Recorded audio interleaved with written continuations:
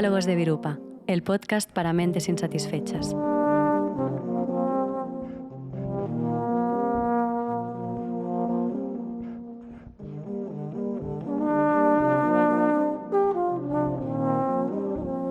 El mito de la libertad. Elige tus cadenas.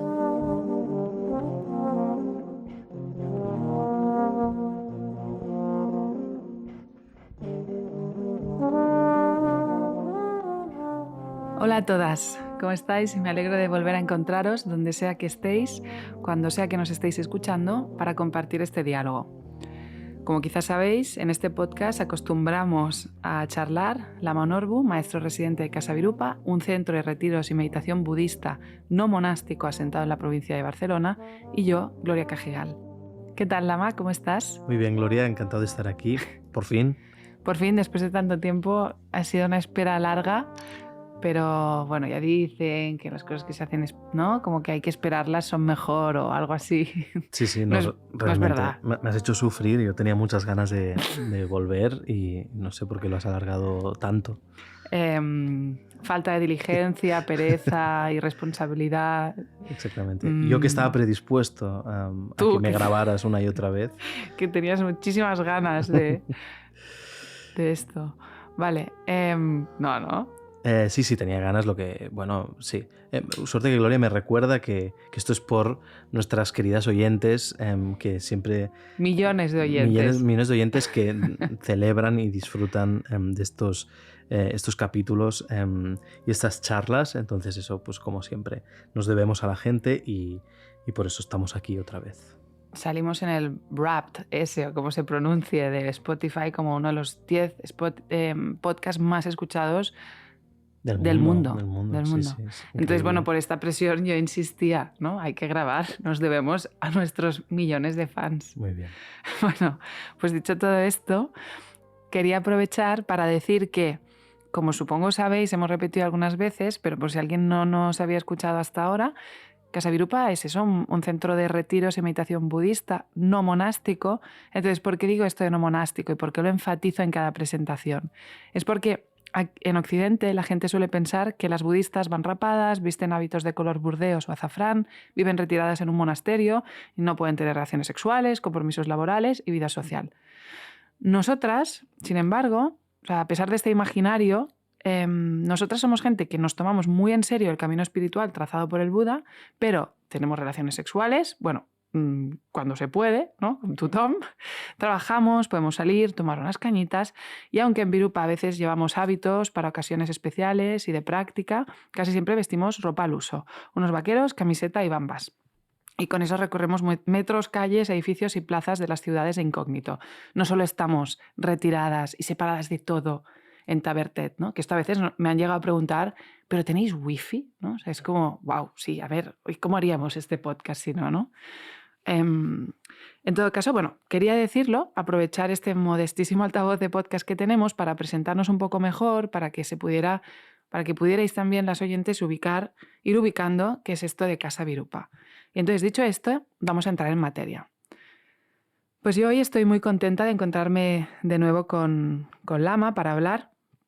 Siempre es algo que disfruto mucho, con podcast o sin podcast, aunque la verdad es que en esta ocasión yo me siento como si me hubieran encogido un poquito, como si fuera más pequeña.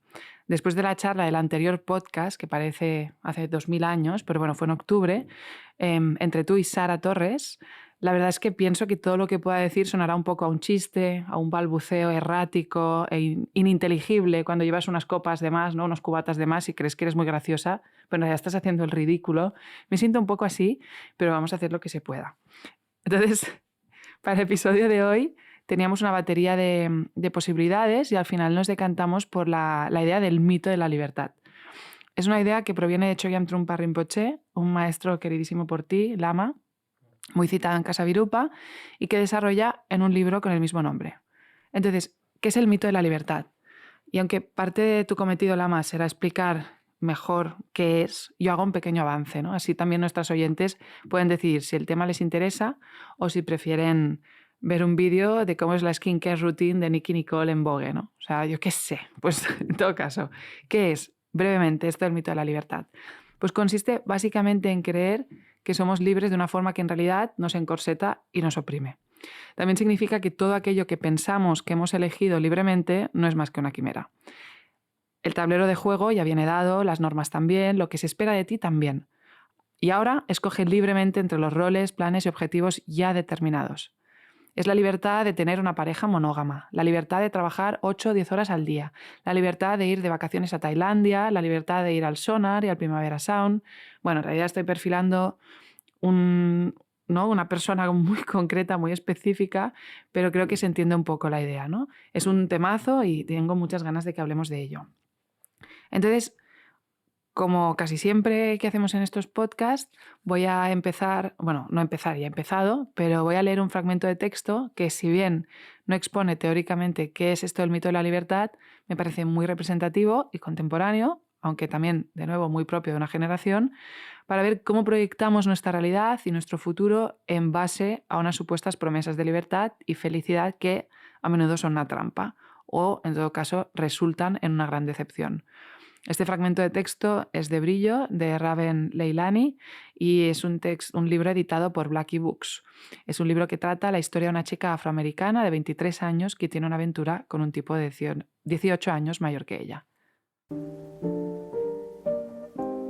Nos subimos a la montaña rusa más alta del parque por tercera vez y grita como si fuera la primera. Grita de verdad. Al principio me corta el rollo, pero a medida que ascendemos por el último tramo me doy cuenta de que me gusta. Me gusta mucho. No sé si es por la discordancia, por lo aniñado de esta tendencia que contrasta con su masa corporal o porque envidio su asombro, el regocijo que hay en su terror, su predisposición a experimentar lo conocido como si fuera algo nuevo. Su alegría es tan pura que me hace sentir que puedo desabrocharme mi traje de piel y mostrarle todos los secretos que contiene. Pero todavía no. Hay una tristeza en su vehemencia, en cómo parece un poco autoimpuesta, como si tuviera algo que demostrar. Me mira cuando llegamos arriba del todo. El viento le ahueca el pelo. Detrás de sus ojos me veo fracturada en pedazos. De repente me duele ser tan corriente, tan transparente, cuando me mira y finge que no soy solo la versión económica de un deportivo italiano. Ojalá todos los días fueran así, me dice cuando llegamos a la parte más aterradora del circuito, en la que te dejan colgado en el aire y te obligan a presentir la caída. A nuestros pies, el parque enciende sus luces. Yo solo quiero que tenga lo que quiere. No quiero ser complicada ni cargante. No quiero que haya ninguna desavenencia entre su fantasía y la persona que soy en realidad. Quiero todo esto y no quiero nada de eso. Quiero que el sexo sea algo acostumbrado y poco entusiasta, que no sea capaz de que se le levante, hablarle con demasiada claridad de mi síndrome del intestino irritable y así estar unidos en un consuelo recíproco. Quiero que nos peleemos en público y que cuando nos peleemos en privado quizá me suelte un puñetazo sin querer. Quiero que tengamos una larga y fructífera carrera avistando aves y luego quiero que descubramos juntos a la vez que los dos tenemos cáncer. Entonces me acuerdo de su mujer. El vagón empieza a descender y caemos. Muy a mi pesar, llevo todo el día pensando en su mujer. Me sorprendo deseando que sea una integrante peleona de la patrulla de vigilancia vecinal. También me tranquilizaría que se quedara completamente quieta durante el sexo. Cabe la posibilidad de que lo lleve bien. Puede que realmente no le importe que su marido tenga una cita con una chica cuyos óvulos son 16 veces más viables. Puede que sea ágil, que esté en armonía con Venus retrógrado y que prefiera usar desodorantes naturales. Una mujer tan poco amenazada por todas las mujeres de Nueva York que le ha dado a esta horda núbil carta blanca para que se folle a su marido.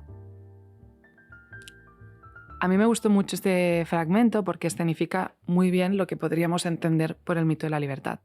La narradora enumera algunos de esos hábitos, rasgos de personalidad, dinámicas que conforman una pareja al uso o una vida al uso y que aparentemente escogemos de forma libre. Pero qué casualidad, todas nuestras vidas o nuestras proyecciones de vida buena o vida buena y mediocre, si me permitís, coinciden en su parecido. Entonces, me parece obvio. Sí, al fin y al cabo, por preparadas y listísimas que seamos, nuestras elecciones vitales acaban siendo tan parecidas. Si casi todo el mundo transita los mismos caminos trilladísimos, hay trampa. Lo que parece una elección libre quizás no es más que un simulacro, un engaño. Entonces, primera pregunta, Lama, ¿qué podemos entender por mito de la libertad? El mito de la libertad yo diría que es uno de los elementos más importantes de nuestra, para entender cómo se configura nuestro camino, nuestra práctica, la práctica que propone, la vía que propone esta tradición contemplativa, porque es lo que nos permite darnos cuenta de que estamos viviendo desde un autoengaño, ¿no? O sea, que estamos viviendo algo que es mentira, que estamos viviendo algo que nos parece que, que tiene sentido, que es verdad, em, y resulta que ni tiene sentido ni es verdad, ¿no? O sea, que vivimos en una proyección, que nos tenemos que responsabilizar de querer entender y desvelar ¿no? La mentira para querer entender, decía, lo que hay más allá de ella. O sea, es clave para, digamos, poner en marcha la maquinaria que nos hace practicar. Sin entender bien qué significa el mito de la libertad, desde nuestro punto de vista, estaremos todo el rato jugando a medias, con una con un pie, digamos, en cada lado, ¿no? Y la propuesta de esta tradición contemplativa no es una propuesta que segmenta, como si dijéramos, la influencia de la mirada introspectiva o espiritual, para que nos entendamos, como haciendo que forme parte de unas parcelas de nuestra vida y no de otras, sino que entiende que tiene que ser una mirada que es transversal, es una manera de hacer en todos los ámbitos de nuestra vida, porque atiende lo más fundamental, ¿no? El corazón, el núcleo de nuestra existencia, que es la propia mente. Por lo tanto, todo aquello que afecta a la mente afectará a todos los ámbitos de nuestra vida, ¿no? Tanto al sexo como al trabajo, como a las relaciones, como a nuestra identidad o algunos rasgos, como a cómo caminamos o cómo comemos, ¿no? Em, entonces, al no segmentar lo que es espiritual, lo que no, al no separar lo que es práctica y lo que no es práctica, em, nos permite, digamos, transformar verdaderamente nuestra vida, ¿no? Y hacer de nuestra experiencia una experiencia como fundamentalmente más bondadosa y más sabia. Entonces, sin entender el mito de la libertad no hay posibilidad de que esto ocurra. No hay el fuelle, no hay la energía, no hay la gasolina para generar el movimiento, ¿no? Que nos hace exponernos a nuestra propia incompetencia, a todos los retos que pueden suponer transformar nuestra identidad o a admitir que, por ejemplo, no tiene demasiada entidad independiente o no tiene existencia apartada de las demás, ¿no? Todo esto que estoy diciendo es que es importante que quede claro como una especie o sea, como es el contexto necesario, porque eh, quiero que podamos ver, o sea, que se pueda entender de verdad la importancia de el mito de la libertad, o de dejar de apostar, ¿no? De invertir energía en lo que es mentira, ¿no? Dejar de creernos que las cosas, que partimos de una especie de neutralidad, que partimos de una especie de, de como que el sistema, tanto externo, esta especie de sistema como de estado del bienestar, ¿no? Como nuestra visión, nuestra manera de entender el mundo, nuestra filosofía de vida es una especie de cero, de punto neutro, de punto de partida, libre, libre de presupuestos, ¿no? Libre de prejuicios, libre de influencias y nada predeterminado, ¿no? Cuando no es así. Nosotros estamos ya, digamos, lo que percibimos está absolutamente condicionado por nuestra educación, por todos los factores sociales y culturales, pero no... o sea, pero a un nivel del que no somos conscientes, ¿no? Nosotros creemos que tenemos muchísimo más margen que el que de verdad tenemos. Entonces, el mito de la libertad, básicamente, y en resumen, lo que pretende es que nos demos cuenta que, como pasa en Suiza, ¿no? Tenemos la sensación de que podemos votar como muy a menudo, ¿no? Em, por ejemplo, en un estado del bienestar como puede ser el nuestro, ¿no? Como una sociedad occidental, un tipo de perfil como que puedes coger cosas en la vida, ¿no? Que estás cogiendo cosas en la vida, pero como decía, como pasa en Suiza, que no te están haciendo votar sobre todo, en realidad te están haciendo votar sobre lo que le interesa a el establishment, lo que interesa como a los grandes poderes, ¿no? Son ellos los que te están diciendo, oye, ¿de verdad quieres matrimonio homosexual o no? No lo no lo va a decir el gobierno, lo vas a decidir tú. Pero te pongo una serie de publicidad, te pongo una serie, ¿no? Te educo de una manera, te hago creer que estás votando, que tienes como muchas oportunidades de estar decidiendo cosas, que estás como muy cerca de estar, ¿no? De estar legislando, cuando en realidad yo estoy escogiendo lo que votas. Claro. Y eso ya son opciones muy limitadas, ¿no? Entonces, esta es nuestra manera de vivir. Creemos que estamos tomando decisiones, pero en realidad nos estamos perdiendo muchísimas oportunidades, muchísimas opciones, ¿no? Tenemos una mente muy estrecha que está predeterminada por lo que ya estábamos poniendo en marcha, por lo que nos han enseñado nuestros padres, por lo que nuestra sociedad nos impone de una manera o de otra.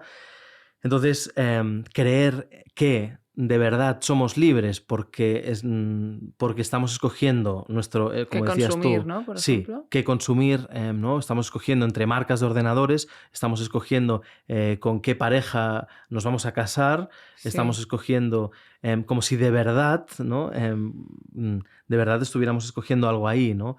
Y en realidad el margen de decisión es estrechísimo. Y si de verdad fuéramos conscientes de esto, veríamos todas las cargas, ¿no? Todas las cadenas, todos los velos que se nos ponen delante y nos oprimen, ¿no? Y estrechan nuestra capacidad de decisión, y por lo tanto nos hacen creer que partimos de una libertad y de un margen de maniobra que es mentira. Sí, de eso una de las preguntas que tengo para más adelante tiene que ver en parte con las implicaciones políticas que esto tiene, ¿no? Hablaremos un poco de Marina Garcés, pero claro, cuando decías todo esto, pensaba que una cosa que nos suelen decir también, como nosotras vivimos en un modelo comunitario, y la clásica que te dicen es, pero ¿nos da miedo acabar pensando todas lo mismo?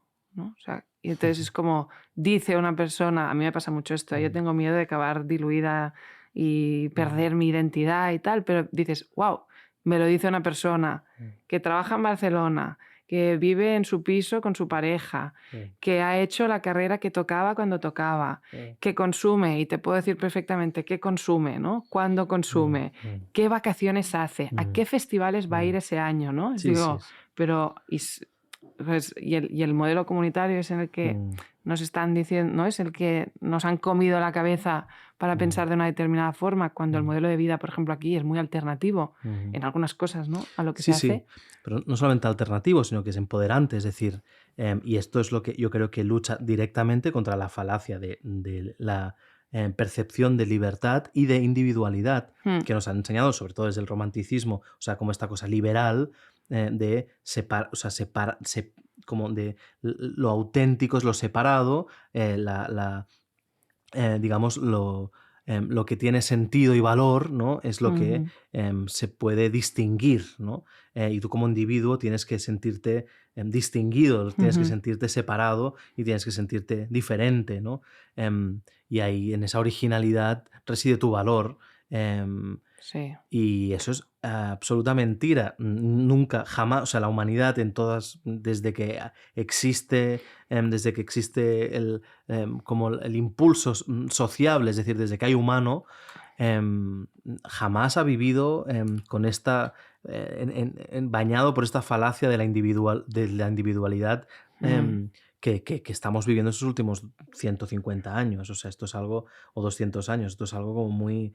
Bueno, es un relato que se ha impuesto de forma muy contundente, ¿no? O sea, como que se loa Sí. que una persona, o sea, el individualismo, que quizá O sea, esto es Sí, lo... absolutamente. Entonces, ¿qué quiero decir con esto? Que nos estamos equivocando de batalla, o sea, que nos pensamos que para sacar toda nuestra potencialidad, en lo que diría el budismo, es la potencialidad de nuestra mente, para potenciar todas las virtudes o las cualidades de nuestra mente, parecería que lo que tendríamos que hacer es distinguirnos, separarnos unas de las otras, ¿no? Según el modelo este social en el que vivimos y cómo internamente a veces, como normalmente funcionamos, ¿no? Como tener esta sensación de sentirte diferente al resto para poder destacar,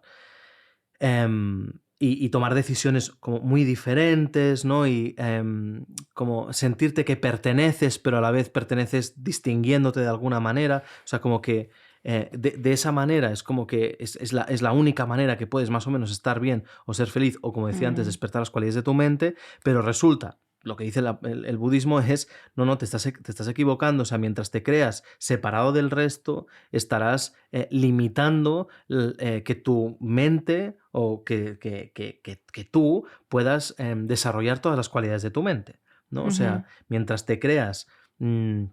Mientras, como dice Trungpa Rinpoche, no hayas pasado por el proceso de meterte en una olla con otras verduras, ¿no?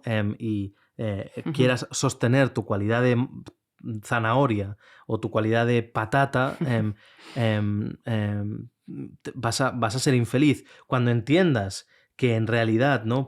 Tienes que perder un poco esa sensación de defender tu esencia de zanahoria y atender a como una especie de resultado o de verdad un poco más atenuada, ¿no? En relación a la intensidad de un ego que se expresa por encima de sus posibilidades y entiende que tiene también cualidades de patata y tiene también cualidades de cebolla, no solamente de zanahoria, Sí. ¿no? Hasta que no podamos asumir como las cualidades de zanahoria y de patata que tenemos, ¿no?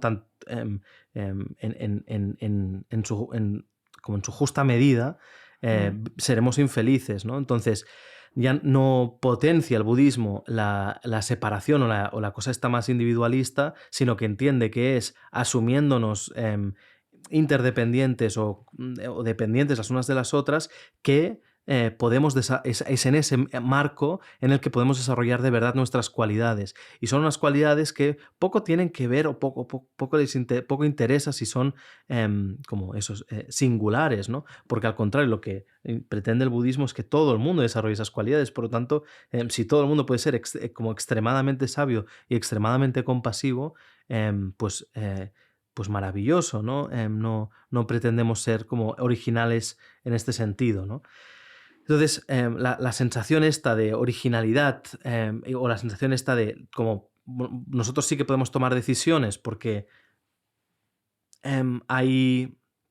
Es como los liderazgos implícitos, ¿no? A veces pasa esto en diferentes modelos, por ejemplo, organizativos, ¿no? En los que o se en asume... grupos de amigos, Sí, quieres en decir, grupos de o... amigos o en asambleas o en, ¿no? O Sí, sea, que es como que hay una pretensión asamblearia pero y sí, es bonito, pero se asume que hay liderazgos en la sombra. en la Mm, sombra, ¿no? Implícitos. Entonces, sí. claro, esto es peligroso porque claro, asumiendo que siempre nos vamos a mover, ¿no? De esta manera, es mejor hacerlo explícito y entonces decidir tranquilamente qué o quién, ¿no? En qué quieres confiar para tomar según qué decisiones, que no jugar a que eso no está pasando y que gane pues quien es como quien estira de manera como más hábil por detrás, ¿no? Y quien tiene, o quien habla más fuerte o que interrumpe más, ¿no? Entonces, esto es lo que al final acaba pasando. Si tú te crees que eres libre, al final, y no te das cuenta de cuáles son las flaquezas que no te están haciendo libre, al final habrán pues, una serie de factores que estarán estirándote y estarán tejiendo tu destino, por decirlo así, ¿no? Estarán elaborando cuál es qué es lo que tienes que votar, ¿no? En cambio, si eres muy consciente de cuáles son tus flaquezas, cuáles son las cadenas que te están impidiendo ser libre, pues ahí sí que tienes la oportunidad de responsabilizarte del proceso, ¿no? Y esto es un poco lo que pretende el budismo. O sea, cuando nos damos cuenta de que esa sensación de libertad es una sensación falaz, cuando nos damos cuenta de que en realidad ah, o sea, tenemos un momento así como de micro despertar, comparado, es una referencia voy a hacer casi premillennial, pero creo que todo el mundo la puede conocer, pero es un momento de darnos cuenta de si queremos seguir viviendo como drogadas en una especie de Matrix, ¿no? O Matrix. si Matrix, la eterna referencia, pero creo que es como que nos ayuda para explicar muchas cosas, pero es Sí. que realmente Era muy budista Matrix. apunta, claro, es ciertamente muy budista. Entonces, si queremos vivir así como dopadas, engañadas, como aletargadas, con la sensación de que podemos ir tirando y decidiendo así, si esto entre marcas, entre parejas o entre trabajos, pero tenemos que tener ordenadores, tenemos que tener parejas y tenemos que tener trabajos, ¿no? O si queremos coger más perspectiva y entender cuáles son nuestras cadenas, ¿no? Ujú. Entonces, también podemos, o sea, hay mil referencias como estas, ¿no? También o sea, como, creo que son referencias universales a cuál, cómo estamos esclavizadas con nuestras propias proyecciones o cómo nuestra mente nos está sometiendo una y otra vez, ¿no? El mito de la caverna, por ejemplo, y como liberarnos de creernos que estamos, ¿no? Que lo que está pasando es básicamente una proyección, liberarnos de esas cadenas, ir hacia la verdad, o sea, como todo esto en realidad es transversal, es universal, pero porque habla de nuestra mente. Lo que hace el budismo es entenderlo quizás de una manera un poco más precisa y dar herramientas, por lo tanto, como también igual de precisas, ¿no? Para poder responsabilizarnos de este despertar, de este, no solamente como empezar a generar teorías conspiranoicas, ¿no? En relación a creernos que, como nos ha pasado a todas, estamos viendo una especie de show de Truman, sino hacerlo como un poquito mejor, entendiendo cuáles son de verdad los motivos que nos están encadenando y que están haciendo que vivamos bajo el yugo de nuestras propias proyecciones, ¿no? Es que ahora decías esto y pensaba que, bueno, has citado el mito de la alegoría de la caverna, el mito de la caverna de Platón, claro, que nos precede, ¿no? hace siglos, y claro, hay algo como que se repite a lo largo de la historia, pero, bueno, un patrón que se repite a lo largo de la historia, seguro, pero no sé hasta qué punto también hay algo o sea, que esto de lo que estamos hablando se acentúa en el siglo XX, en el siglo de las masas, ¿no? En la sociedad de las masas, en la sociedad del consumo, que va muy de la mano. Me acordaba de este concepto de Ortega y Gasset, del hombre masa o la mujer masa, que es ese individuo que se diluye en el colectivo, ¿no? Entre el colectivo, que en realidad es homogéneo, ¿no? Como una vida gris, que no quiere mucho esfuerzo espiritual, ¿no? Pues el gran siglo, o sea, siglo XX, han caído los ídolos, el gran ídolo que es Dios, o sea, es como que hay un descrédito hacia cualquier esfuerzo o como trayectoria espiritual, porque ¿para qué? ¿No? Nada tiene sentido. Entonces, una de las formas como de canalizar la necesidad de individualización es a través del consumo, ¿no? Y creo que, bueno, no es casualidad que la sociedad de masas vaya de la mano de la sociedad de consumo, que como te realizas personalmente es a partir de los objetos que tienes, ¿no? De lo que posees, de tus bienes. No solo cómo te realizas, porque eso quizás va es más con el trabajo, sino aquello que te caracteriza, aquello que te individualiza es lo que compras, lo que pagas, ¿no? Y alguien es especial, parece más por si se ha comprado las últimas Bambas, ¿no? Que ha sacado Nike, que no, pues eso, porque es una gran cuidadora, ¿no? de personas mayores, yo qué sé. Entonces, bueno, en esta línea te quería, hablando de esto, ¿no? De un poco la relación que tiene esta idea de libertad con el tema del consumo. Yo hace unos años preparaba unas clases de bachillerato, de filosofía. Entonces busqué materiales con los que pudiera poner fragmentos de vídeo a los alumnos sobre la libertad. Entonces me encontré con un programa que daban en TV3 que se llamaba Anfilosofía, que era, pues, bueno, muy divulgativo y donde invitaban a distintos filósofos y filósofas, generalmente, a veces no solo, a otras disciplinas también, pero bueno, a dar su perspectiva sobre un tema determinado. Entonces, hay un capítulo dedicado a la libertad y que el otro día, que es como hace milenios, ¿no? Preparando este podcast, rescaté, en el que me acordé que la filósofa Marina Garcés planteaba algo de forma muy clara y decía algo más o menos como lo que explicaré a continuación. Pues según Marina Garcés, en las democracias de consumo asociamos la libertad a la libertad de elección. Poder elegir entre distintas plataformas de streaming, entre distintos partidos políticos, entre opiniones, entre smartphones, bares, ¿no? Es un poco lo que hablábamos antes. Y que todo esté garantizado para el consumidor, dice Garcés, ese es nuestro principal objetivo y ese es el valor de nuestra libertad. Entonces ella señalaba, esto lo podéis ver en YouTube, está por ahí, y entonces ella señalaba que esto le parece un engaño tremendísimo, el hecho de pensar que la vida es un menú de opciones. Ella cree que cuando vemos así la vida, como una carta de opciones a elegir, hay poco margen para interrogarnos realmente por qué tomamos unas determinadas elecciones y no otras, ¿no? ¿Por qué no nos preguntamos, por el contrario, de dónde salen estas opciones que tomamos desde nuestra supuesta libertad? Entonces, Garcés termina diciendo algo así, bueno, porque he traducido el catalán, que tampoco es... Pero bueno, dice, nuestra libertad no es preguntarnos por qué posibilidad de las dadas escogemos, sino qué mapa de posibilidades queremos nosotras dibujar. Entonces me gustaría saber, bueno, yo creo más o menos, te iba a preguntar qué es lo que piensas, ya lo has explicado bastante, si quieres decir, añadir algo, pero también de qué forma la filosofía budista o la meditación budista nos puede ayudar a plantear este mapa de posibilidades alternativo. O sea, sí que querría añadir una cosa en relación a esto, porque me parece una buena analogía la de la carta como la del menú, ¿no? Y ver la vida como eso, como una especie de supermercado también. A veces ponemos nosotros este ejemplo, ¿no? Como que entras a la vida y a las cosas, a las relaciones, incluso al Dharma muchas veces, Total. ¿no? Con esta mentalidad de ¿Qué me cliente, ofreces? de qué Sí. me ofreces, qué es lo que es más visible, cómo me vendes el producto. Hmm. Y es como terrible, ¿no? O sea, implica muchas cosas y podríamos estar mucho rato estirando esta analogía y viendo como todas las diferentes como, partes, ¿no? Del infierno pero vamos a centrarnos un momento en el tema de la carta, porque creo que nosotros, por ejemplo, como vegetarianas, es una cosa. Como veganas, perdón, es una cosa que nos. Jamás vegetarianas. Bueno, jamás hubo un Micha momento Tint. en que sí. No, jamás. Jamás. Hubo un momento. Gravísimo error. ¿Por qué eso es- hacerlo? ¿Por qué es quedarse a pudiendo medias? hacerlo Exactamente. bien. Bueno, no, eso es. Broma.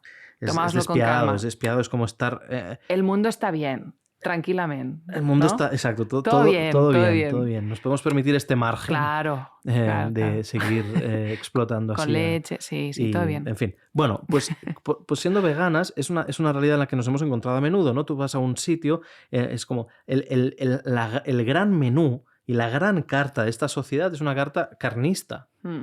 Entonces, en el momento en el que dices, no, yo quiero dejar de perpetuar este genocidio, ¿no? O sea, quiero dejar de perpetuar esta matanza en masa de seres sintientes, ¿no? Esta sistematización, esta violencia. O sea, yo quiero dejar de perpetuarla, tengo la oportunidad de dejar de perpetuarla cada vez que tengo hambre, cada vez que ejerzo mi derecho, ¿no? A alimentarme y que... Entonces, de golpe, claro, el menú de la sociedad no es un menú que dé opciones veganas, ¿no? No. O sea, ahora Patatas algunas bravas más. sin salsa. Exacto, patatas bravas sin salsa. Me encanta la gente que sigue teniendo la esperanza de que alguna salsa de las patatas bravas no tenga huevo. No, siempre es aparte, con la salsa aparte. Claro, salsa aparte no pidas salsa porque tiene huevo, pero bueno ya. Dejando esto de lado, fijaos, esto es un ejercicio de flexibilidad que nos ayuda a ponernos en este mindset, ¿no? En este estado mental propicio, flexible, que no solamente, o sea, que mira la carta y dice, ¿por qué? O sea, ¿por qué? O sea, ¿por qué? ¿Qué más? ¿De dónde sale? ¿No? ¿Por qué solamente estos platos? ¿Qué es lo que pasa? Y ahí, evidentemente, hay un montón de respuestas cuando nos referimos al tema del veganismo en relación a lo tradicional, ¿no? Algo digamos, menos malévolo, que es que siempre se ha hecho así, algo más malévolo que es que hay intereses económicos muy fuertes detrás de las cárnicas, ¿no? O sea, diferentes grados de... Pero toda esa realidad es una realidad súper importante, que si no te haces las preguntas adecuadas, simplemente estás perpetuando, ¿no? Estás siendo cómplice de violencias estructurales importantísimas, ¿no? Entonces, eso es un ejemplo, ¿no? Y creo que es en general en la vida, ¿no? Pues funcionamos de esta manera. ¿Y qué es lo que da el budismo? Decías, hombre, el budismo lo que te permite es dos cosas. Primero es capacidad de cuestionamiento, o sea, que esto es algo que cualquier persona con una cierta sensibilidad, un poco con eso, con un poco militante, un poco progresista, ¿no? En algún momento u otro en la vida ha tendido a cuestionarse y a querer coger esta distancia y preguntarse por estas violencias estructurales, sistémicas. Y esto el budismo lo acrecenta, o sea, te da esta sensibilidad para cuestionarte y no simplemente consumir y ya está, ¿no? Y preguntar qué pasa, qué precio está pagando, quién está pagando un precio por que tú acabes consumiendo esto, ¿no? O sea, es una pregunta que creo que todo el mundo se la puede hacer, pero que el budismo de alguna manera te da como más perspectiva y mucha más... te aproxima a esta realidad interdependiente y por lo tanto no te permite soltar, no es una opción, ¿no? De golpe para el budismo cuando vas desarrollando, Es raro. como vas dejando que que se desvelen estas capas que te hacen creer por micromomentos que de verdad existes de manera separada o que las cosas se aguantan, ¿no? Por sí solas. Entonces pues vas entendiendo que dependemos las unas de las otras y que entonces esto se acrecenta, pero quizás lo que marca sobre todo la diferencia, que insisto, la mirada budista sobre todo esto, si lo desarrolláramos un poco más, veríamos cómo es de las cosas más increíbles y necesarias, pero la mirada fundamental la podríamos tener un poco todas, pero lo que marca la diferencia es cómo hacer que esa mirada y esa conciencia no nos sobrepase.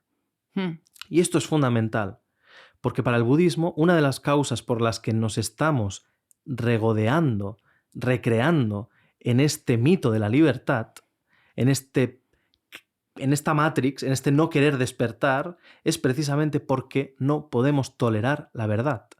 O sea, esto que he dicho ahora de, por ejemplo, la realidad de la violencia sistémica, de este genocidio ¿no? En términos evidentemente no especistas, ¿no?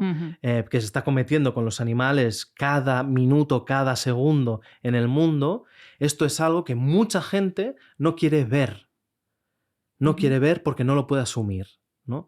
Entonces, ¿por qué no podemos asumir algo que está pasando? Claro, esto para alguien que quiere practicar el budismo, o sea, para cualquier persona que acaba practicando el budismo, es una manera de operar que no tenemos que dar por hecho y que es extremadamente necesaria, que es algo, o sea, yo todo lo que esté pasando lo tengo que poder tolerar. O sea, no puedo apartarle la mirada al mundo. Si le aparto la mirada al mundo, ya está, se ha acabado. Claro, lo abandonamos. Ya sí, está. Sí. No. Entonces, quien practica, y esto es lo que nos enseña el Buda, tiene que sostener la mirada al sufrimiento. Y para sostener la mirada al sufrimiento tiene que entender lo que está pasando. Y ahí es donde el budismo da herramientas atencionales, da herramientas de, digamos, sanidad mental, por decirlo así, que nos permite tener ese cierto margen con la realidad, con las cosas, con los pensamientos, con las proyecciones, las imágenes mentales, nos da esa cierta distancia que nos permite no sobreidentificarnos y por lo tanto sostener y tolerar, ¿no? La verdad. Entonces, una vez tolerada esa verdad, entonces a partir de ahí tenemos que ser consecuentes, intentar cambiar las violencias estructurales, las cosas que oprimen, y apostar por una transformación social, ¿no? Parte de una transformación interna, porque vemos esas violencias en primera instancia en nosotras mismas, y nos responsabilizamos para no perpetuarlas a todos los niveles, y para los budistas, las budistas, en los últimos niveles en los que no tenemos que perpetuar esto son niveles que tienen que ver con estados espirituales, estados, digamos, de una riqueza introspectiva y de una transformación sutil de nuestra mente, de la que ahora no hablaremos, pero hay otros grados que también implican esta transformación social y intentar que haya las menos violencias posible, ¿no? Y intentar eliminar los sistemas de opresión, ¿no? Entonces, en resumen, ¿qué te está dando el budismo en este sentido? ¿Qué te aporta el budismo?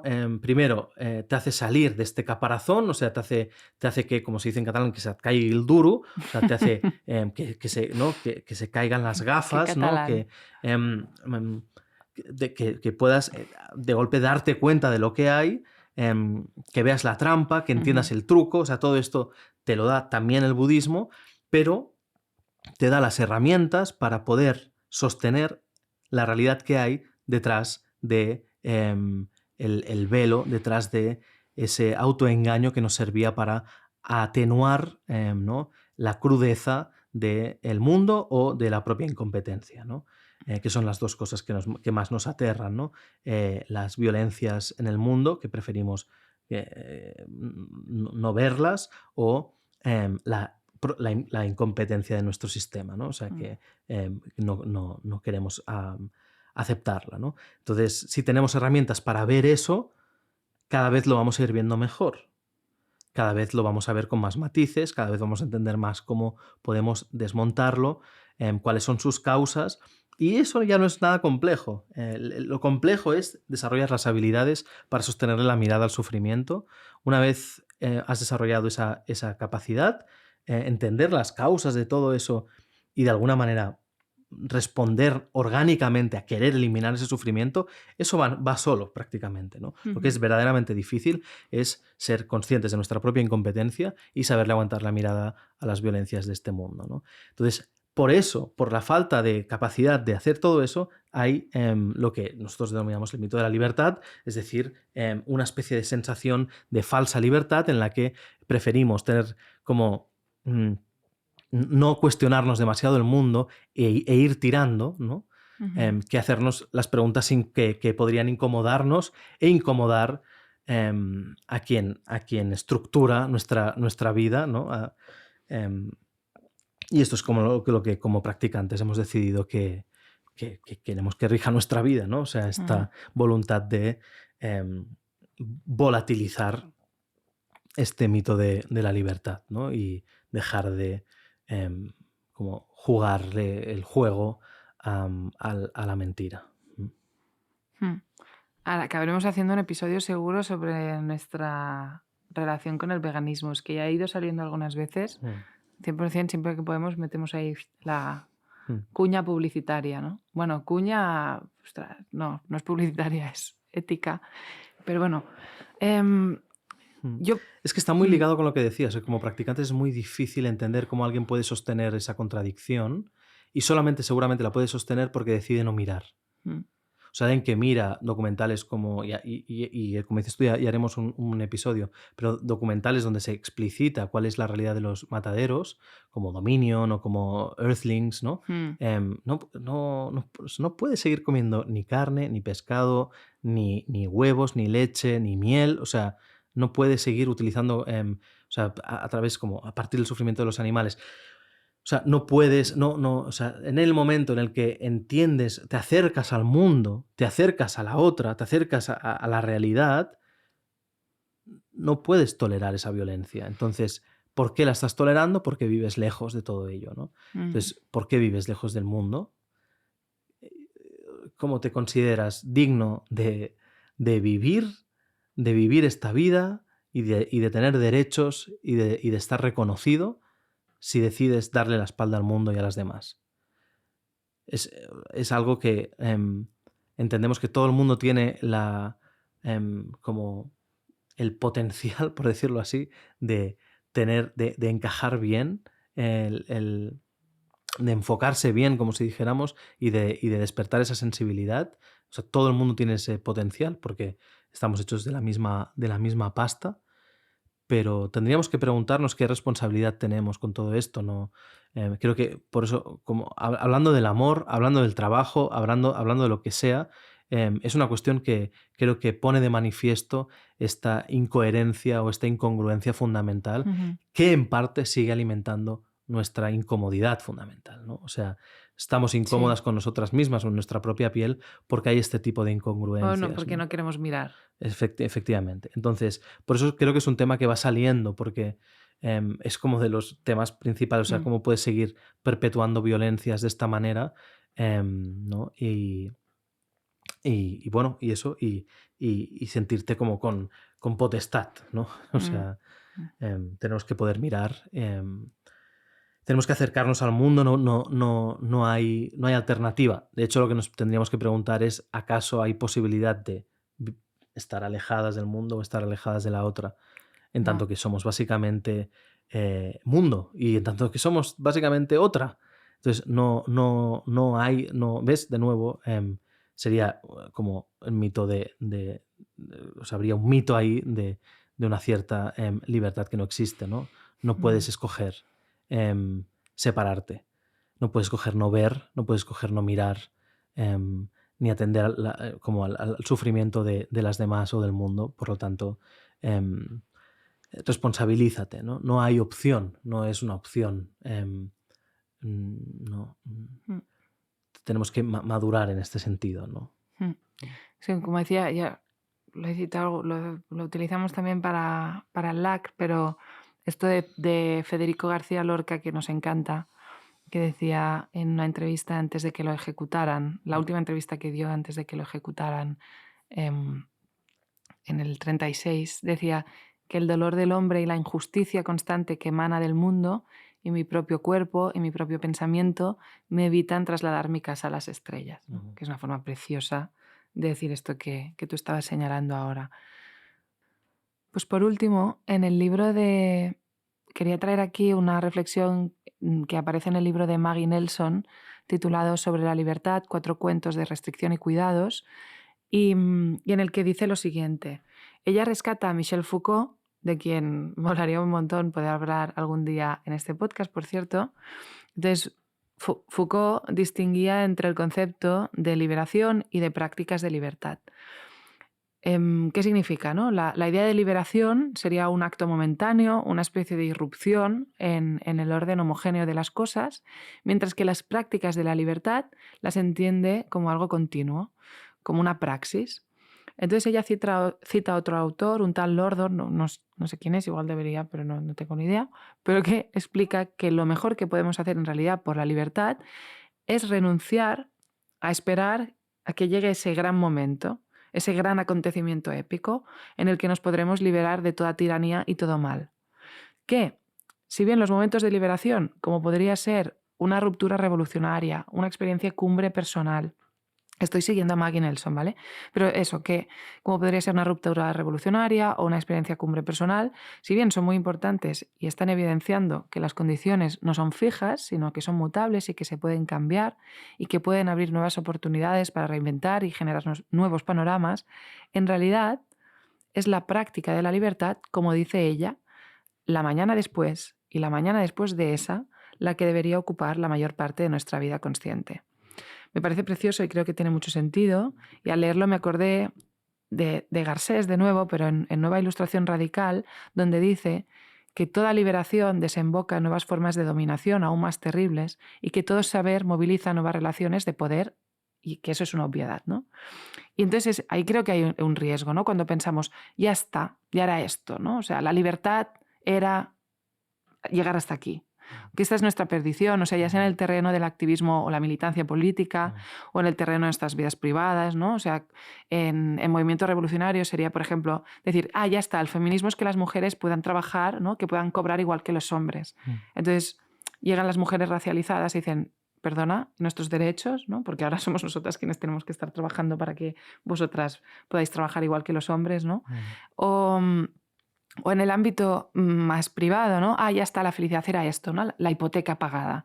Entonces tu marido te ha engañado y resulta que no era la hipoteca pagada, ¿no? La gran libertad. No sé si me explico. O sea, que en todo caso, que si no hay un compromiso recurrente con querernos libres, si la libertad es un punto de llegada y no un punto de partida, una praxis, entonces es un fraude. Que ¿Qué piensas tú? Absolutamente, o sea, y eso es una de las cosas que también el budismo, vaya, es que se basa en esto, lo he dado antes por hecho, pero lo que hacemos a través del budismo es habituar nuestra mente a esta manera de mirar el mundo. O sea, no es una conquista, no es algo que cuando se desbloquea ya entonces todo está bien. Es un esfuerzo continuo, ¿no? O sea, es un ejercicio, es una decisión que se va tomando a lo que nos acostumbramos, eso sí, y es una buena noticia, porque si no sería muy difícil, es a tomar esa decisión, o sea, a Claro. priorizar eso, a entender que eso nos conviene. Y nuestro sistema, cuando sabe que algo le conviene, lo pone todo mucho más fácil, ¿no? Entonces, estamos, eh, digamos, enfocados cuando ya vemos que eso nos conviene a escoger libertad, a escoger realidad, a escoger verdad, ¿no? A Ujú. escoger tolerar lo que hay, ¿no? A asumir lo que hay, a que te digan lo que de verdad está pasando, ¿no? O sea, Sí, sí. como te vuelves adicto, adicta de alguna manera a eso, y eso está bien porque tienes las herramientas para poderlo sostener y Ujú. para poderlo gestionar, ¿no? Pero es una decisión que se tiene que renovar cada vez, porque nuestro sistema es perezoso, nuestra mente es perezosa en el sentido que tiene resistencia, como se explica técnicamente en el budismo, resistencia a la virtud, es decir, si puede va a ahorrarse el gesto de, de mirar, ¿no? Y va a intentar cerrar los ojos, va a intentar coger las sábanas, girarse y seguir durmiendo. Esto es lo que va a Ujú. hacer nuestro sistema a la mínima. Entonces, una vez ejercida esa libertad a través de un gesto, sea externo, sea social o sea interno, ¿no? A través de haber cultivado una cierta práctica o haber hecho algo como, ¿no? Después de haber votado o después de haber hecho un retiro, ¿no? La decisión de una practicante tiene que ser seguir, seguir decidiendo mirarle a los ojos a la vida, ¿no? Ujú. Y sostener lo que hay, ¿no? Ujú. Em, ¿Cómo se hace más fácil esto según el budismo? Bueno, perdiendo un poquito la esperanza. Entonces, ¿qué quiere decir Guau, brutal esto? este tema. Sí, no vamos a abrir el melón, pero es decir, no habrá un mejor momento que este cuando de verdad entendamos eso, después de hacer o sea, entenderemos que la vida es en proceso, en camino, en Mm. transformación, en movimiento, pero como bien decías, es como una muy mala estrategia esperar que habrá un momento de punto de llegada, habrá un momento de gran resolución, habrá un momento en el que una vez hecho lo que sea, podremos descansar, una vez se haya resuelto lo que sea, podremos dejar de em,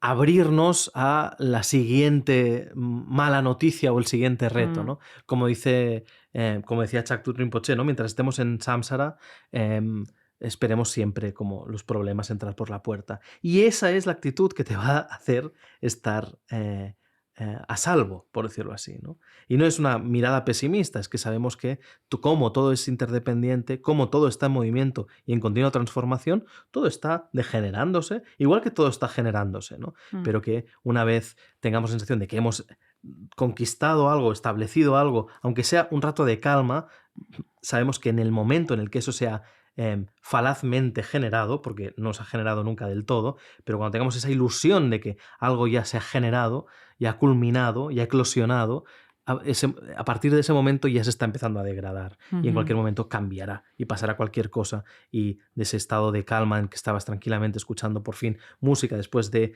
estar atendiendo varios problemas, retos y gestiones, va a verse interrumpido por cualquier cosa, ¿no?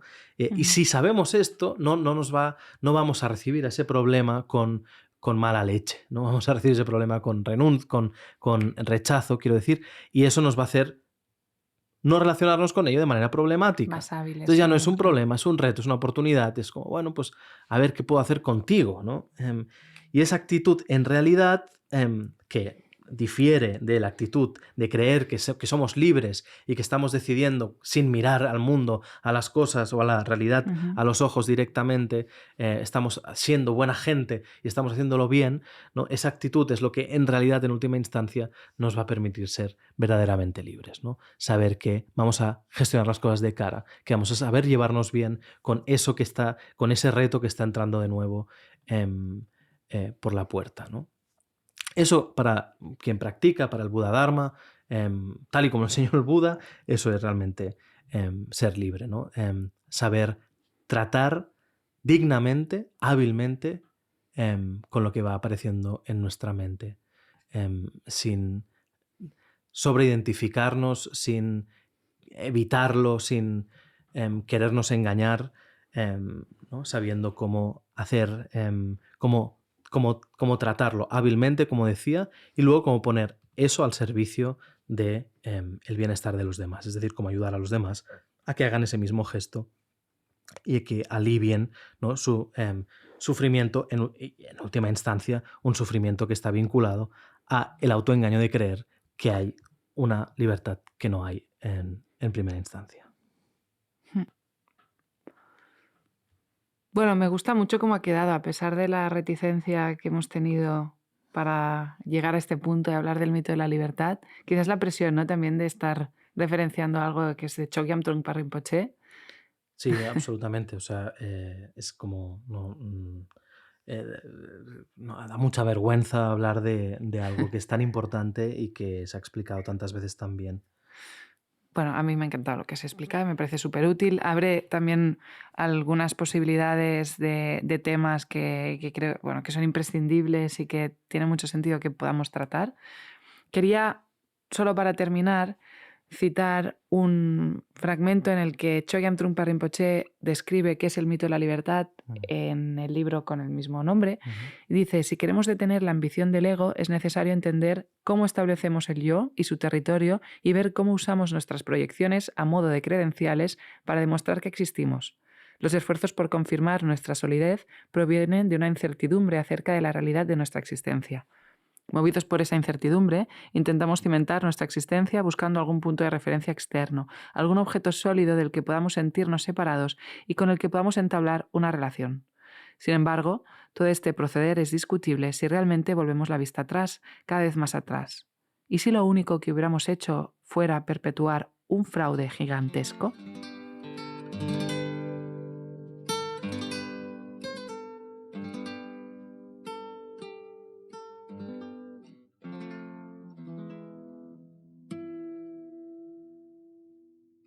Pues espero que este episodio haya servido para desbancar un poco el poder de este gran fraude. Como siempre, muchas gracias por habernos acompañado y en cuanto a las recomendaciones, en el ámbito de la filosofía o la literatura hemos citado Brillo de Raven Leilani, Nueva ilustración radical de Marina Garcés y Sobre la libertad, 4 cantos de restricción y cuidados de Maggie Nelson. Y en cuanto a una recomendación dármica, la idea que inspira este podcast, como ya lo hemos dicho, la encontraréis profundamente desarrollada, pero desde una perspectiva muy budista, ¿vale? A la vez que muy personal de este autor, de este maestro, que es El mito de la libertad de Chogyam Trungpa Rinpoche. También yo os aconsejo, aparte, que podáis seguir en redes sociales a Lama Norbu, que sigáis Casa Virupa también para ver pues, qué actividades vamos haciendo, qué enseñanzas, qué pueda dar Lama que os puedan interesar y que pueda ser una aproximación un poco más directa al budismo. Y Lama, ¿qué nos recomiendas tú como tema? A ver, yo os recomiendo una canción que a veces yo utilizo, o sea, que fue un descubrimiento que vino a través de Shai Maestro y Michael Mayo en un vídeo, en un Reels que tenían en Instagram, que me dio a conocer tanto a esta canción como al autor, que es el fabuloso Gabriel Kahane. Tiene unas letras maravillosas, como propias de ese mundo, diría como Nick Drakeano y no sé, como los buenos poetas, como los buenos cantautores de verdad, como eso que ya no queda en el mundo, desgraciadamente. Sí. Bueno, pero es escaso y somos muy mediocres y a la mínima ya estamos lanzando un tema y la gente no sabe escribir, entonces no pasa nada. Pero este señor sí que sabe escribir y de hecho tiene una letra que es la misma canción que cantaba Michael Mayo con Shai. Tiene una letra que es que yo la utilizo a veces para forzar cuando veo que me estoy distrayendo esa mirada al sufrimiento como muy explícito, ¿no? El mundo como un sitio donde hay degeneración, donde hay enfermedad, donde hay sufrimiento, y creo que está bien a veces tener este tipo de, o sea, utilizar también, ¿no? O sea, yo que normalmente intento utilizar la música como una especie de alquimia que simplemente me proyecta belleza, creo que está bien a veces este tipo de letras o este tipo de canciones que te recuerdan que hay gente que está sufriendo y que hay situaciones en el mundo que generan sufrimiento, pero lo hacen de una manera que como que te acompañan en el proceso, ¿no? Que no es solamente unas noticias, ¿no? Una noticia o una noticia que ves en Instagram o una story que ves en Instagram del sufrimiento del mundo, que ahí tienes que hacer todo el trabajo por, ¿no? Tú misma,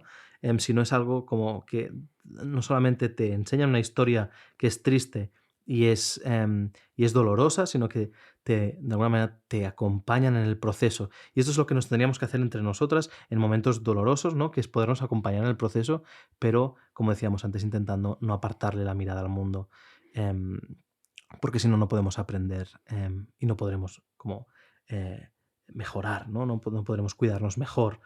Entonces, pues recomendaría esto, Model Trains de Gabriel Cajane. Muy bien, muchas gracias. Pediremos por redes sociales que si queréis nos enviéis alguna preguntita sobre el tema que hemos tratado para responderlo en el próximo episodio. Y nos vemos entonces, o bueno, nos escucháis entonces, ¿no? Sí, Pues muchas gracias, cuidaos y cuidad mucho. muchas gracias.